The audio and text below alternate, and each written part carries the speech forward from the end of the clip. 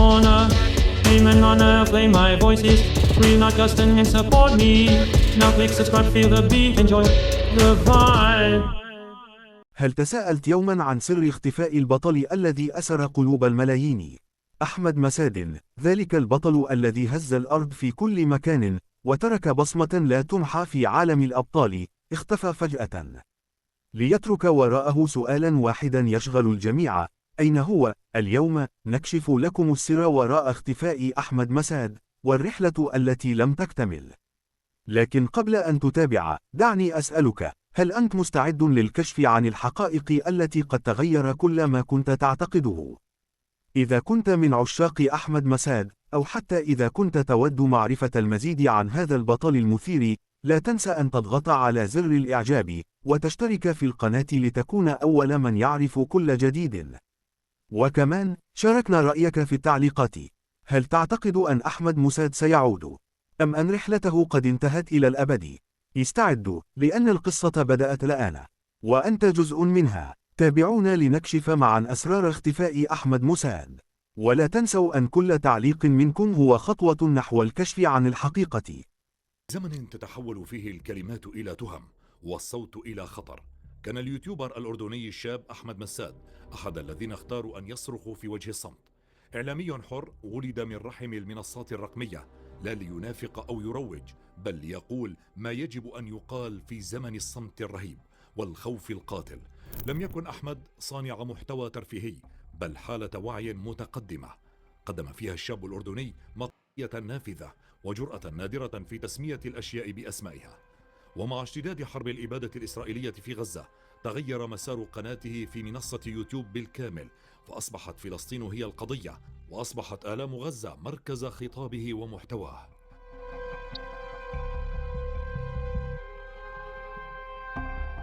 في فيديو حمل عنوان أخطاء كارثية غيرت التاريخ، لم يتردد مساد في وصف ما يجري في القطاع بأنه إبادة جماعية تنقل على الهواء مباشرة، بل أدان بشكل علني التواطؤ الدولي والعربي، قائلا إن الصمت جريمة والحياد خيانة.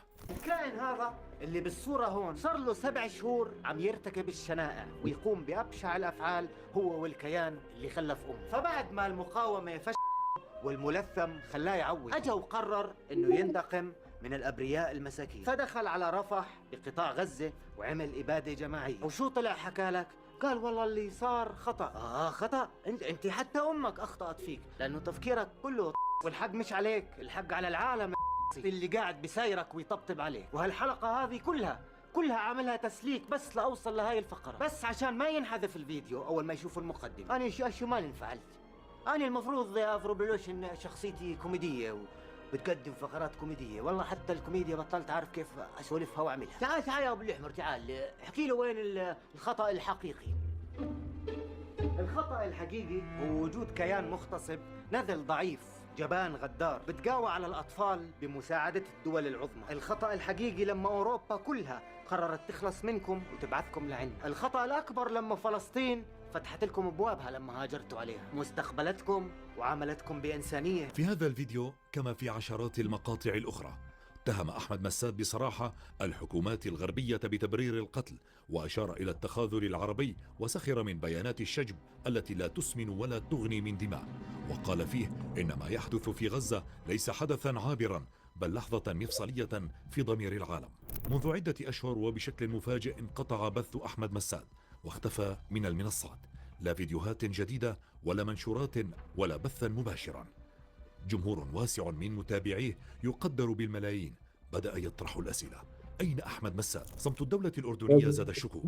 صفحات على فيسبوك وإنستغرام تحدثت عن استدعائه أمنيا وربما اعتقاله بسبب مواقفه السياسية الجريئة، ولا سيما تلك التي اتهم فيها بتحريض الرأي العام أو تشويه صورة الدولة.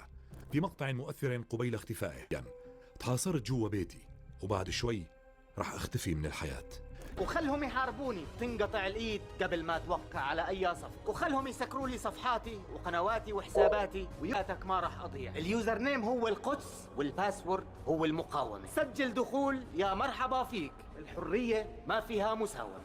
عاشت فلسطين حرة. كان يعلم بالتأكيد أن صوته سيكلفه الكثير، لكنه لم يتراجع.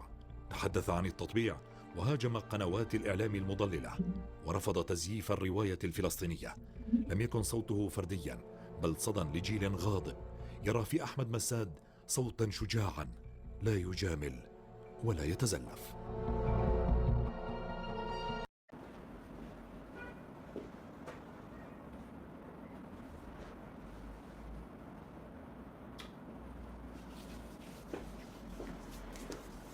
السلام عليكم.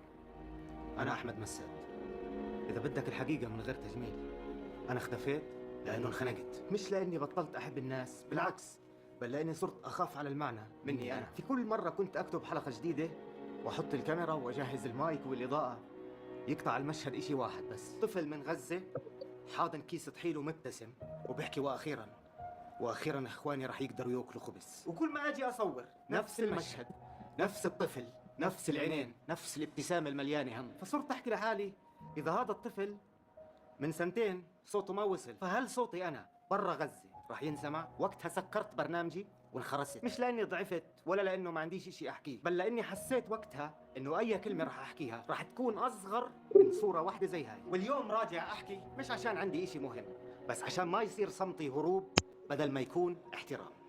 محبة الناس اللي بتسأل عني واللي دعمتني وخلتني بيوم من الأيام أكون شخص معروف، أكيد إلهم كل الحق علي إني أطلع وأحكي لهم، وسامحوني على هذا الاختفاء. بس أنا ما اختفيت عشان أتهرب، اختفيت عشان أحترم، لأني كنت شايف وقتها إنه أي كلمة بدي أطلع وأحكيها حتكون ما بتسوى أي إشي قدام مشهد طفل حاضن كيس طحين. بس كمان الصمت له حد، لما بيطول بتحول من احترام لاختفاء، والاختفاء بخلي أي حدا يكتب قصتك عنك. مرة إشاعة موت، مرة بخلوك شهيد، مرة تحليل سياسي، مرة محبوس، ومرة شبع فلوس، وفيديو طويل عنك وهو ما بيعرفك غير بالاسم. لا هو أخوك ولا هو صاحبك ولا عمره شافك، قرر يكتب قصتك. فهمت وقتها إني إذا ما رجعت ومسكت قصتي بإيدي وكتبتها رح يكتبها غيري ويبيعوها الناس باسمي ويستخدموك لتكون فتيل فتنة بين الشعوب اللي بيحبوك، وهذا الإشي بعمري ما رح أرضى. أنا راجع على الأكيد، بس مش راجع أعمل من وجع الناس فقرة واستعر عليه، راجع أسمع قبل ما أحكي، وأحكي لما بينفع، وأسكت لما السكوت يكون احترام. وإذا ضاعت كلمتي بيوم من الأيام بوقف، وإذا لقيتها بحكيها بدون ما أخاف من أي حد أو أخاف من حبس أو اغتيال أو موت. اللي عاش موته وهو حي أكيد مش رح يخوفه أي تهديد بالنهاية. ذقت طعم الموت وأنا مختفي، موت الصوت وموت المعنى وموت قدرتك على الكلام. واليوم لو شو ما كلفني أكون دائما مع الحق، فأنا دفعت منه عربون وأنا ساكت. اللي تعلمته من أهل غزة مش درس إعلامي، هذا منهج حياة، إنه كيف الناس بتصير كبار وهي محاصرة، وإنه الكرامة ممكن تعيش في أضيق زاوية، وإنه الفرح ممكن يطلع من فتافيت نجا، والابتسامة على كيس طحين ممكن تساوي عندهم عيدين، وإنه الصوت الشريف مش أعلى صوت، بل هو الصوت اللي بيعرف وين يوقف، جنب المظلوم مش فوق، مع الحقيقة مش ضد الإنسان، جنب أصواتهم مش بدالها ولا على حسابها. وبعد كل هذا الكلام برجع على نفس اللقطة اللي ما تركتني من سنين. ولد صغير حاضن كيس طحين وبيقول وأخيرا. هاي الكلمة كسرتني وبنتني. وأخيرا مش بس خبز، وأخيرا نرجع للحياة من غير ما ننسى الموت اللي حوالينا، نرجع للمعنى قبل العنوان، وللصدق قبل الرقم، وللإنسان قبل المحتوى. أنا أحمد مساد وراجع أقوى، مش لأني ما انكسرت، بل لأني رجعت المعنى لمكاني قبل ما أنا أرجع. والسلام علينا وعليكم، نشوفكم بحلقات قادمة.